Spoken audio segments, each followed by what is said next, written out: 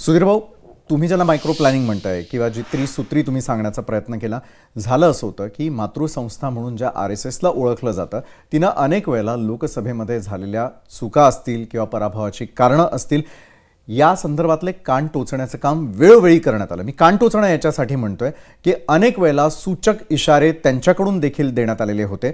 मग ते अजितदादांना सोबत घेण्यावरून असतील, राष्ट्रीय म्हणजे अजितदादांची असलेली जी राष्ट्रवादी आहे त्या संदर्भातले असलेले काही निर्णय असतील, त्या संदर्भात बोलल्यानंतर मात्र काय काय बदल हे भाजपला त्या ठिकाणी करावे लागले. तर दुसरीकडे तुम्हाला मिळालेलं जे घवघवीत यश आहे ते तुमच्या प्रयत्नांमुळे नव्हे, तर ते थेटपणे EVM मशीनचा आशीर्वाद असल्याचा देखील यावेळेला टीका केली जाते. त्या संदर्भातली यात्रा येत्या काळामध्ये काँग्रेसही काढणार असल्याचं बोललं जात आहे. त्याविषयी तुमचं मत?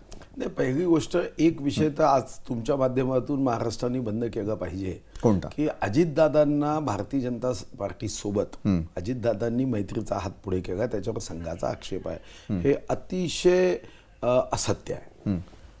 राष्ट्रीय स्वयंसेवक संघ हा पथ का अंतिम लक्ष्य नहीं है, सिंहासन पर चढ़ते जाना, सब समाज को साथ लिए हमको है आगे बढ़ना, या भावनेनी काम करतो. अजितदादांनी तर विभीषणाची भूमिका घेतली.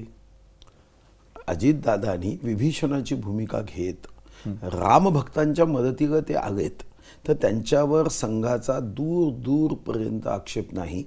ही कपोकल्पित कथा कुणीतरी मुद्दाम अजितदादांचा विरोध असणाऱ्यांच्याच लोकांनी ही केली आहे, जे अजितदादा ज्यांना सोडून आले, असं माझं मत आहे. कारण राष्ट्रीय स्वयंसेवक संघाशी तर माझे अतिशय जवळचे संबंध आहेत. माझे वडील स्वतः विभाग संघचालक राहिले. बरोबर. आणि देशातले सरसंघचालक ज्या चंद्रपूरचे आहेत त्याच चंद्रपूरचा मी आहे. आणि म्हणून संघ अशा गोष्टींबद्दल आवड निवड हा विषय संघ कधीच व्यक्त करत नाही.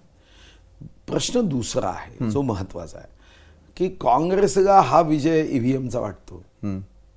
खरं तर मला काँग्रेसबद्दल कीव वाटते, सहानुभूती वाटते, त्यांच्याबद्दलची दयाही वाटते, दयाभाव जागा